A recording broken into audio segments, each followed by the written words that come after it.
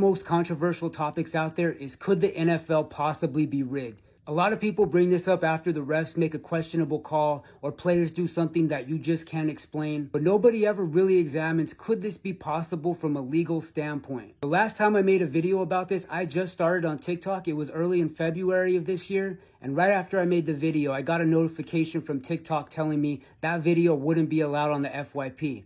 I wonder why, huh? Some of you know I won $1 million playing fantasy football, and I didn't win that money until I started operating under the assumption that the NFL is rigged, and then I made my picks based on that. So is there any factual basis that the NFL could be rigged, allegedly? Let's check it out before this one gets pulled too. In 2007, New York Jets fan, leave it to the New York Jets, right? New York Jets fan Carl Mayer filed a lawsuit against the NFL, arguing that he paid for tickets that entitled him to a legitimate sporting contest. TikTok, this is actual case record, go look it up. This was in the wake of Spygate, when the Patriots were caught stealing signals from other teams.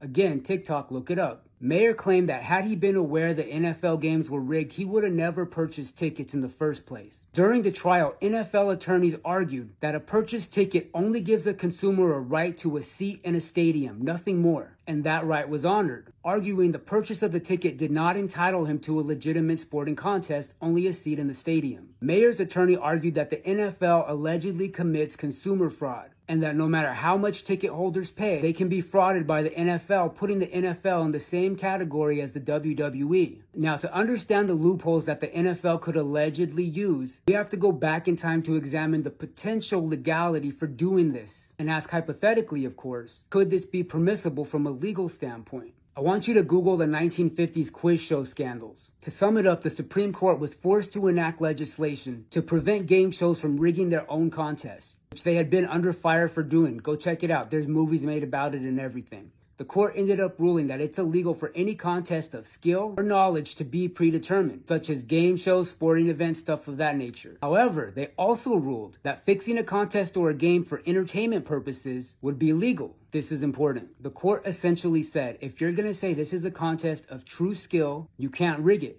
But if you're going to say it's entertainment, it's permissible. Back to 2007, the NFL's attorney cited that trial and argued that fans would still likely buy tickets to games even if they knew they were fixed, because people love football that much, similar to WWE. Biggest thing you might not know about the NFL, and most people don't know this, we have to go back in time again, and that's that the NFL possesses an antitrust exemption. This antitrust exemption was granted to the NFL by President Kennedy, and what it did was it allowed the NFL to classify itself as entertainment. To get this exemption, the NFL's attorneys argued that the NFL is not a collection of 32, it was less than, but 32 individual franchises, but rather one single entity. As long as the NFL teams are considered a unit and they compete as one unit in the entertainment marketplace rather than against each other, they should not be subject to antitrust laws. And they were granted this exemption. Remember, this was not done so they could rig games. This was done so it would allow them to negotiate for the best possible broadcasting rights by legally putting together the best possible entertainment product they could, void of federal oversights,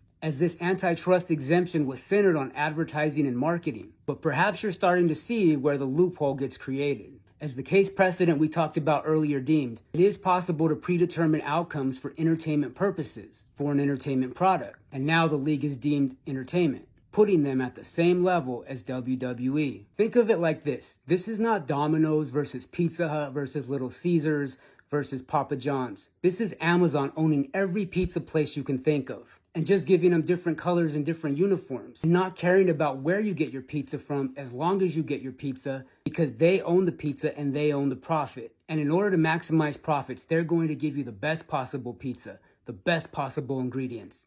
Papa John's. Just kidding.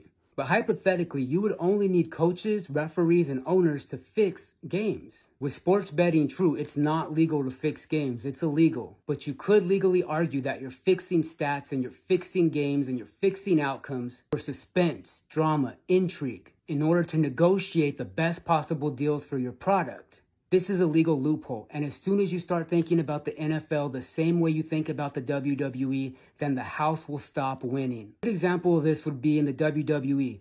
There was a point in time when Vince McMahon said Hulk Hogan became so big that he didn't have to put the title on him. He drew money and filled stadiums just by being Hulk Hogan. So think of the Dallas Cowboys and the Pittsburgh Steelers as prime Hulk Hogan, prime Steve Austin. They're draws. They sell merch. They fill stadiums. They draw money no matter if they're good, bad, mediocre. How long have the Cowboys been mediocre? How long have the Steelers been making the playoffs just to lose in the first round? It doesn't matter because they draw either way. They don't need a recent Super Bowl title to draw. If you're the NFL, you have to do what the WWE does. Create new superstars, put titles on them, give them legitimacy, grow the franchise, grow the brand. Thank the Patriots, thank the Chiefs. You're growing franchises that grow followings. You're creating parity. TikTok, wherever you are, listen to me. Everything I said is based off actual court cases. Your AI can find this information. This is a hypothetical discussion of a scholarly, legal analysis to explain a hypothetical situation. So I don't want to hear it from you. Last time I checked, this is still allegedly America. And we have freedom of speech, allegedly. Now, if you'll excuse me, I'm going to go allegedly play in the metaverse. Drink my Pepsi, unbox my Labubu, and take a nice relaxing bath in Sydney Sweeney's bathwater while planning my vacation to the Gulf of America.